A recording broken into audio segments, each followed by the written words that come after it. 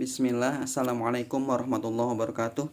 Alhamdulillahirrabbilalamin. Allahumma sholli wa sallim ala nabiyyina Muhammadin wa ala alihi. Hari ini kita akan membahas tentang sirah, yaitu Nabi Nuh alaihissalam. Nabi Nuh alaihissalam merupakan bapak manusia yang kedua, Abul Bashar As-Sani. Kenapa disebut sebagai bapak manusia yang kedua? Nah, berikut kisahnya.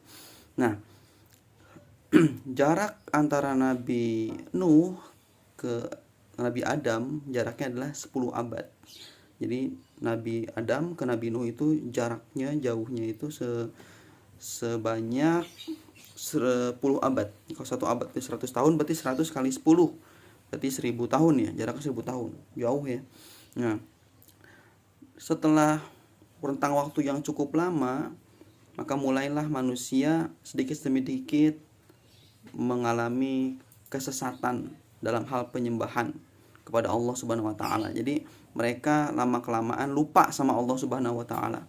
Nah, awal mulanya adalah ketika ada 5 anak cucu Nabi Adam, namanya itu Yagud, Ya'uq, Suwa, Nasr dan Wa'ad.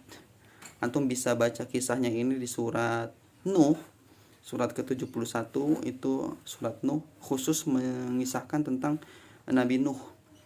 Atau di surat Hud, antum bisa baca di surat Hud, itu adalah kisah Nabi Nuh juga. Kalau tidak salah di ayat ke-35, mulai ayat 35. Nah, Nabi Nuh ini disebut bapak moyang manusia yang kedua karena peristiwa banjir besar yang menghancurkan seluruh manusia. Nah, kita runut dulu ya dari awal. Jadi Nabi Nuh itu sama Nabi Adam jaraknya itu rentang waktunya sejauh 10 abad atau 1000 tahun. Nah, pada zaman Nabi Nuh inilah dimulai penyembahan berhala. Jadi rentang waktu dari zaman Nabi Nuh, Nabi Adam ke Nabi Nuh itu semua manusia bertauhid, menyembah Allah Subhanahu wa taala yang satu. Nah, ketika di zaman Nabi Nuh inilah mulai terjadi penyimpangan. Penyimpangannya ini karena manusia pada waktu itu sangat mengeluh-elukan atau mengagung-agungkan atau mengkultuskan 5 anak Nabi Adam, yaitu Yagus, Ya'uq, Suwa, Nasr dan Wa'ad. Nah, 5 orang soleh ini, 5 anak Nabi Adam ini sangat soleh dan disukai sama masyarakat pada waktu itu, sehingga mereka suka, dan akhirnya tibalah waktunya mereka tuh meninggal dunia, semuanya wafat. Kelima anak Nabi Adam yang soleh itu wafat, dan masyarakat pada saat itu bersedih. Nah, ketika bersedih, muncullah tuh bisikan-bisikan setan yang mengajak manusia untuk mulai untuk mengingat mereka tuh gimana supaya nggak bersedih. Mulailah setan membisikkan, buat aja gambarnya. Nggak lama kelamaan, buat patungnya. Kalau kita lewat, tundukin badan sebagai bentuk penghormatan. Setiap lewat nundukin badan.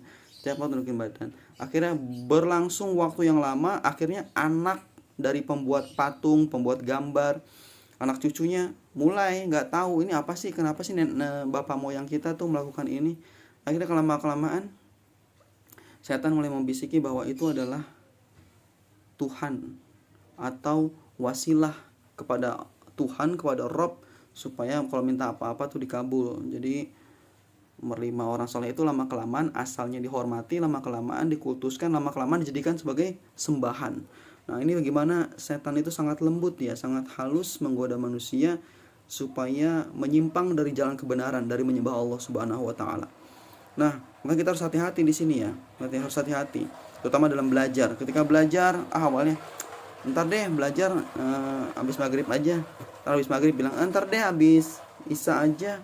Habis isya ketiduran. Nah, hati-hati ya sama bisikan-bisikan jahat itu, hati-hati, karena setan tuh lembut banget.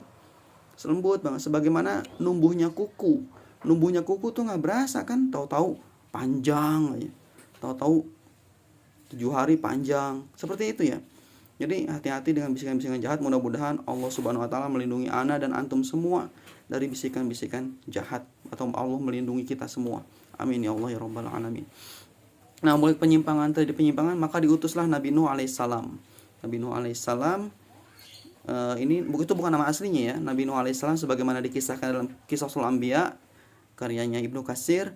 Nama asli beliau adalah Abdul Ghaffar atau Yashkur. Yashkur itu artinya orang yang selalu bersyukur, orang yang pandai bersyukur. Karena Nabi Nuh ini ketika makan dia ingat Allah, ketika selesai makan dia mengucapkan alhamdulillah, memuji Allah. Ketika melepas pakaian, ketika mau berangkat pergi, mau masuk WC, selalu mengingat Allah. Mengingat Allah. Nah, kita juga membiasakan nih supaya kita bisa mendapat keutamaan dari sifat-sifat Nabi Nuh. Ya, Nabi Nuh itu punya nama Yashkur, orang yang pandai bersyukur, karena beliau itu selalu memuji Allah. Ketika kita makan baca bismillah, baca doa makan yang lengkap, atau selesai alhamdulillah. Masuk WC baca doa bismillah, Allahumma inni a'udzubika minal khubuthi wal khaba'ith, atau cukup bismillah kalau memang udah kebelet ya. Atau kita keluar ucapan alhamdulillah, alhamdulillahilladzi adhaba 'anil adza wa 'afani. Mau ngelepas baju baca bismillahilladzi la ilaha illahu. Mau bercermin baca lagi Allahumma kama ahsanta khalqi fahsin khuluqi. Jadi banyak ya, kita harus banyak-banyak mengingat Allah supaya Allah cinta atau ridho sama kita. Itu salah satu sifat Nabi Nuh. Nabi Nuh juga punya nama lain yaitu Abdul Ghaffar, hamba Allah yang maha pengampun.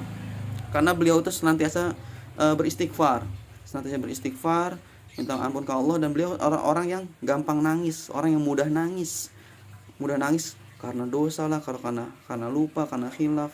Jadi beliau itu punya sifat-sifat keutamaan seperti itu. Nah, kita bisa meniru Nabi Nuh dalam hal itu tuh, pandai bersyukur dan sering beristighfar. Nah, Nabi Nuh ini usia dakwahnya 950 tahun. Usianya sendiri menurut Ibnu Abbas radhiyallahu an, beliau itu berumur lebih kurang 1780 tahun. Umur beliau full. Sedangkan usia dakwahnya berdakwah mengajak manusia untuk menyembah Allah selama 950 tahun. Nah, beliau diangkat menjadi rasul pada usia 480 tahun. Ini usia 480 tahun. Jadi umur manusia zaman itu panjang-panjang ya, umurnya sampai ribuan tahun. Masya Allah. Kalau umur umat Nabi Muhammad SAW itu antara 60 sampai 70 tahun, dan jarang yang lebih dari itu.